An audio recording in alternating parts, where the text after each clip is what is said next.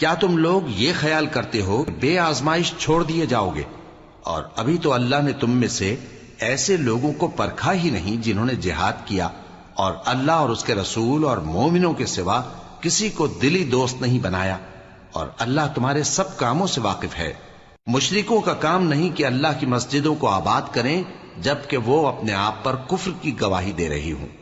ان لوگوں کے سب اعمال بیکار ہیں اور وہ ہمیشہ دوزخ میں رہیں گے۔ اللہ کی مسجدوں کو تو وہ لوگ آباد کرتے ہیں جو اللہ پر اور روز قیامت پر ایمان لاتے اور نماز پڑھتے اور زکوٰۃ دیتی ہیں، اور اللہ کے سوا کسی سے نہیں ڈرتے۔ یہی لوگ امید ہے کہ ہدایت یافتہ لوگوں میں سے ہوں۔ کیا تم نے حاجیوں کو پانی پلانا اور مسجد حرام یعنی خانہ کعبہ کو آباد کرنا اس شخص کے اعمال جیسا خیال کیا ہے جو اللہ اور روز آخر پر ایمان رکھتا ہے اور اللہ کی راہ میں جہاد کرتا ہے؟ یہ لوگ اللہ کے نزدیک برابر نہیں ہیں،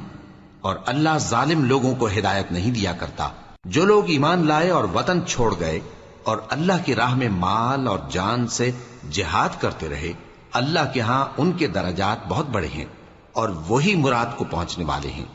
ان کا پروردگار ان کو اپنی رحمت کی اور خوشنودی کی اور بہشتوں کی خوشخبری دیتا ہے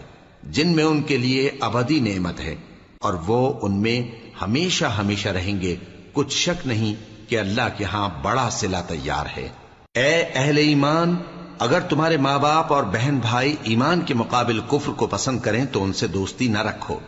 اور جو ان سے دوستی رکھیں گے وہ ظالم ہیں۔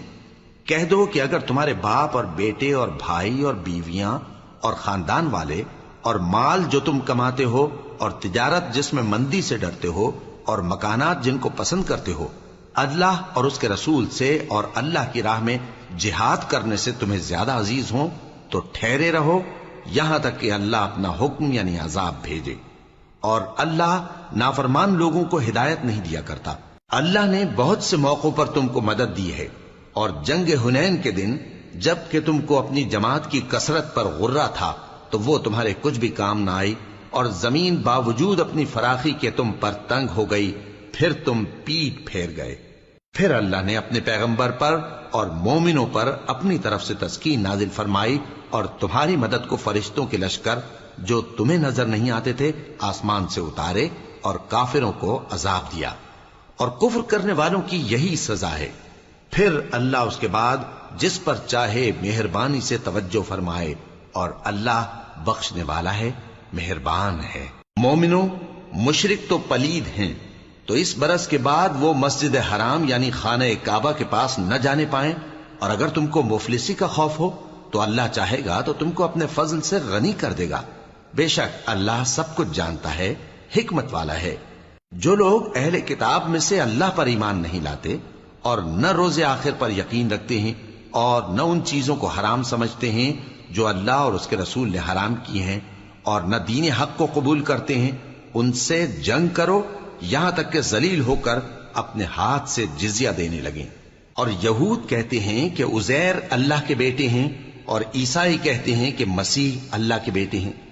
یہ ان کے منہ کی باتیں ہیں، پہلے کافر بھی اسی طرح کی باتیں کہا کرتے تھے، یہ بھی انہی کی ریس کرنے لگے ہیں۔ اللہ ان کو ہلاک کرے، یہ کہاں بہہ کے پھرتے ہیں۔ انہوں نے اپنے علماء اور مشائخ اور مسیح ابن مریم کو اللہ کے سوا معبود بنا لیا، حالانکہ ان کو یہ حکم دیا گیا تھا کہ معبود واحد کے سوا کسی کی عبادت نہ کریں،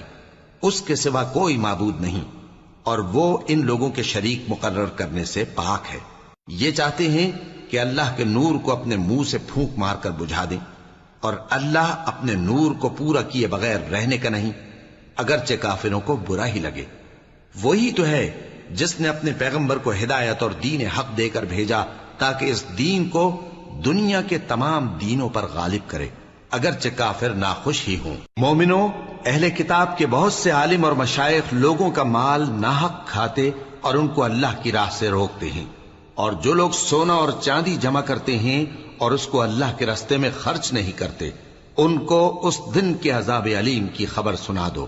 جس دن وہ مال دوزخ کی آگ میں خوب گرم کیا جائے گا، پھر اس سے ان بخیلوں کی پیشانیاں اور پہلو اور پیٹھیں داغی جائیں گی، اور کہا جائے گا کہ یہ وہی ہے جو تم نے اپنے لیے جمع کیا تھا، سو جو تم جمع کرتے تھے اب اس کا مزہ چکھو۔ اللہ کے نزدیک مہینے گنتی میں 12 ہیں، اس روز سے کہ اس نے آسمان اور زمین کو پیدا کیا۔ اللہ کی کتاب میں سال کے 12 مہینے لکھے ہوئے ہیں، ان میں سے 4 مہینے ادب کے ہیں، یہی دین کا سیدھا رستہ ہے۔ تو ان مہینوں میں قتال ناحق سے اپنے آپ پر ظلم نہ کرنا، اور تم سب کے سب مشرکوں سے لڑو جیسے وہ سب کے سب تم سے لڑتے ہیں، اور جان رکھو کہ اللہ پرہیزگاروں کے ساتھ ہے۔ ادب کے کسی مہینے کو ہٹا کر آگے پیچھے کر دینا کفر میں بڑھ جانا ہے، اس سے کافر گمراہی میں پڑے رہتے ہیں۔ ایک سال تو اس کو حلال سمجھ لیتے ہیں اور دوسرے سال حرام، تاکہ ادب کے مہینوں کی جو اللہ نے مقرر کیے ہیں گنتی پوری کر لیں، اور جو اللہ نے منع کیا ہے اس کو جائز کر لیں۔ ان کے برے اعمال ان کو بھلے دکھائی دیتے ہیں اور اللہ کا